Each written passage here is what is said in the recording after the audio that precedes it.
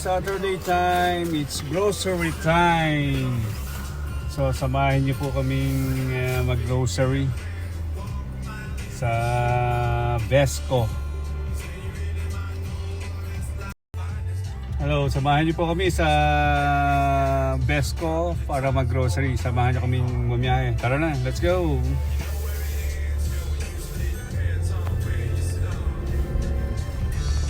So mula dito sa Dernes going to Vesco sa Brimley is like 15 minutes ang travel time. So dito sa Canada is may mga part naman na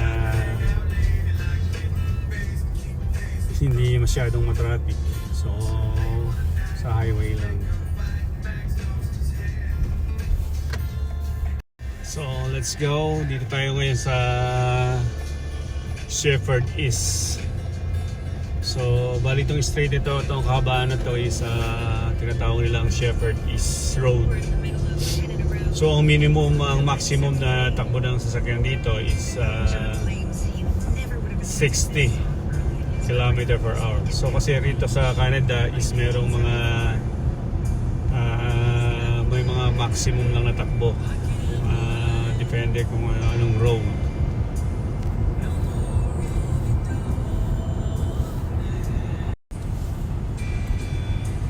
So ang mga bus dito is meron silang mga stop para pumikap ng mga sakay. Saka may mga bus number ang mga sakayan dito na bus. Kung saan mo gustong pumunta ng lugar. So may mga bus number sila. Yun, ang biyahe na is Don Mills. Anong number siya? Number 85 85A. At may bus letter din pala. So dito 85A. From galing po sa lugar namin is 85A. Going to Don Mills. Going to Don Mills. So meron siyang dalawa. May 85B and 85A. Pag 85B is dito lang siya sa Meadowvale. Hindi na. So today is ganda ng weather. So wala tayong snow ngayon. I guess naka-schedule ata ang snow sa Tuesday, Yeah. Wednesday. Tuesday. So ngayon is sunny. So masarap siyang lumabas ngayon. Masarap maglibot. So Saturday naman is off ko. At off din ang misis ko. So ito yung time na nakapagba-bonding kaming dalawa. Banding grocery. Bonding grocery. Dito kasi sa Canada is kada labas mo gastos. Kaya medyo Tipid-tipid. tipid din. Pag may time. Pag kailangan lang talagang lumabas. Pag necessity. Diba? So sa Scarborough, ito yung nagsusupply ng tubig. Yan, so yan. So kasi yung hydro dito is natawag nilang electricity. Di ba ang hydro is water kung tatawagin natin, di ba, hydro. So dito naman is I don't know kung ano ang tawag nila dito. Okay. So ito yung St. Barnabas na kung saan dito kami nagsisimba. So dito matatagpuan mo yung mga maraming Filipino kung saan sila nagsisimba tuwing araw ng Sunday. Sunday and Saturday. Yeah, even Saturday. Yeah. Merong mass po dito sa St. Barnabas. Visit po tayo.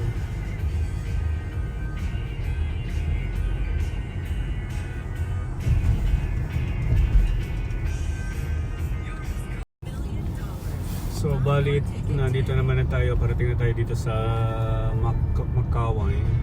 So bali, ito yung bagong subway na station na ginagawa nila patungong Kennedy Station. So dito matatagpuan ito sa Shepherd East, Makaway.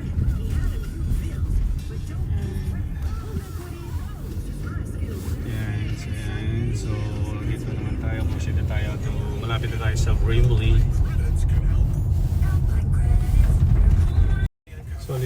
tayo ito going to Brimley. So timing naman naka-go. So yan. So pagdating naman dito sa Brimley Road, ang maximum speed ng sasakyan dito is 50. So ito rin yung mga isang way na transportation ng mga kalakaw dito sa Canada.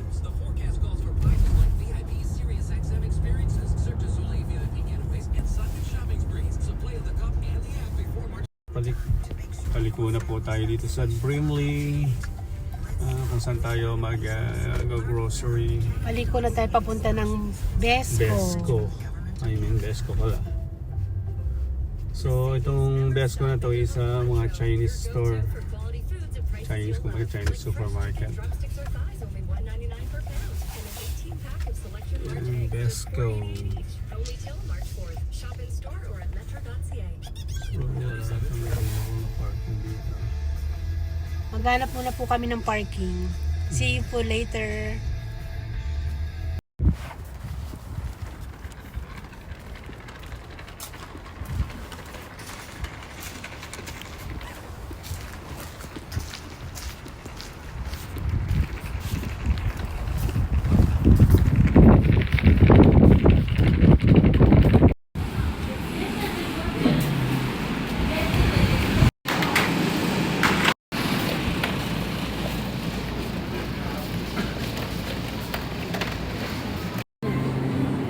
Dito na tayo sa Besco.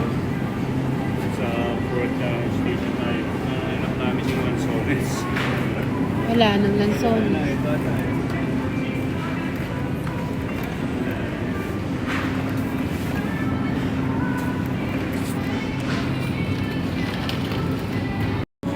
Tayo ng talong. Ang price ng talong dito is 3.757.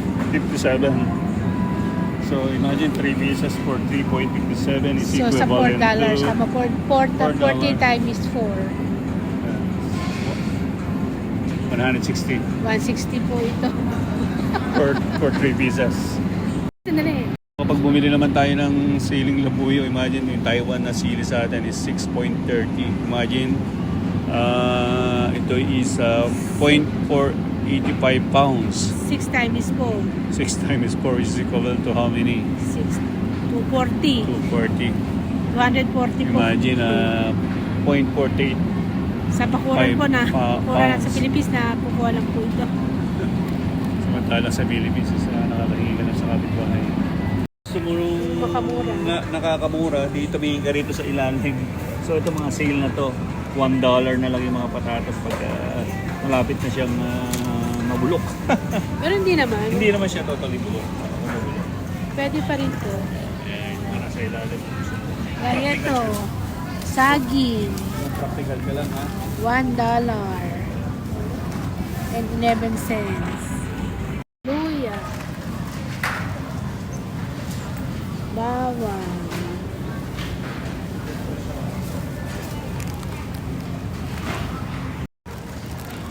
So, bili tayo ng butsoy. Siguro masarap ihalo sa mga nilaga. Sinigang.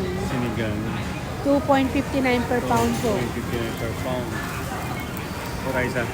Okay, sige. So, bili tayo ng isang para pang nilaga. Meron tayong luto. Di ba? Baboy. 0.99 per pound. Okay. Ayan. Labanos. Labanos. Napakalaki ng labanos. Ito na Wala lang. tayo ng maliit. This one. Funky. Ito, ngayon ito. Okay na yan. Sige na. Kuha tayo sa labanos.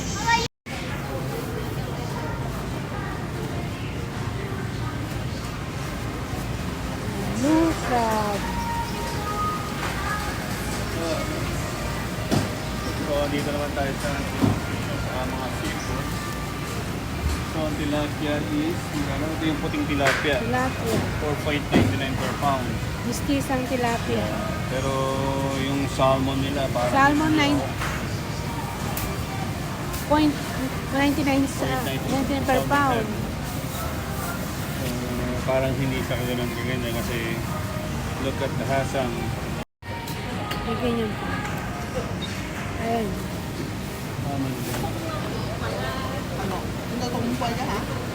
This one. Ito po ang sapsap. Yung sap-sap nila is 3.99 per pound. Itong pusi. Percent is 6.99 per pound. Ano yung nasa kabila na yan? Ito yung sa crab naman. Blue crab. Ito yung tinatawag nila blue crabs. And 10.99 10.99 per pound. So kung gusto mo naman yung mga lobster, dito tayo sa iyo.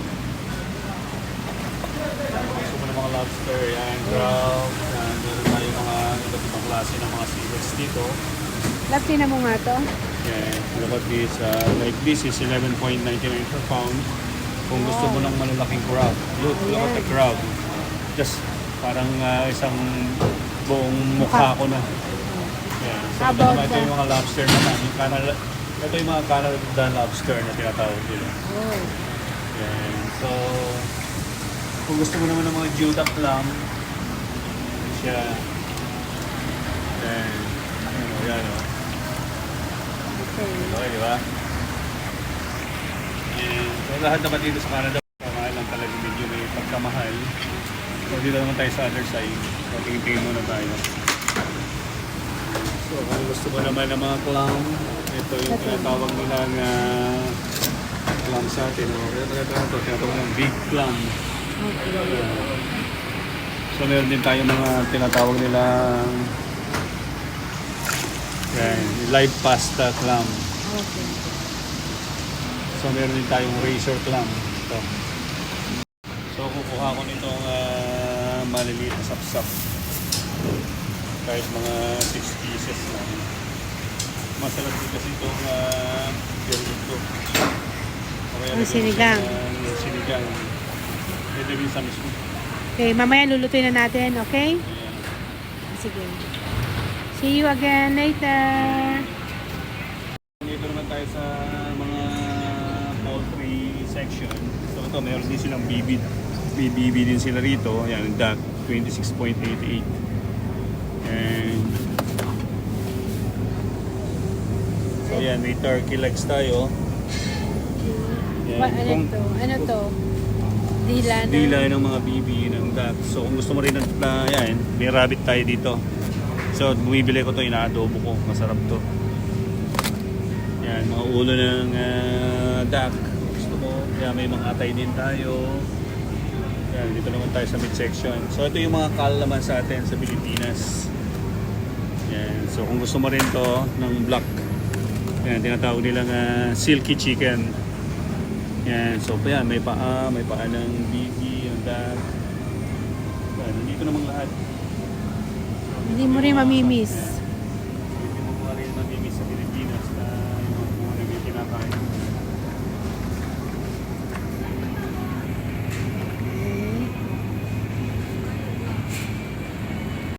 So kung nasasabi ka naman sa mga baka, yung tenderloin to, makakabili ka rin dito.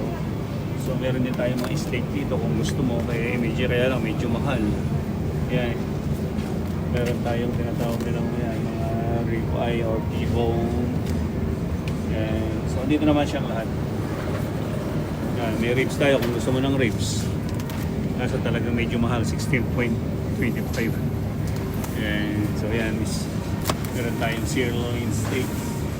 Imagine for this is kung ganito kalit na sirloin steak is 11.49.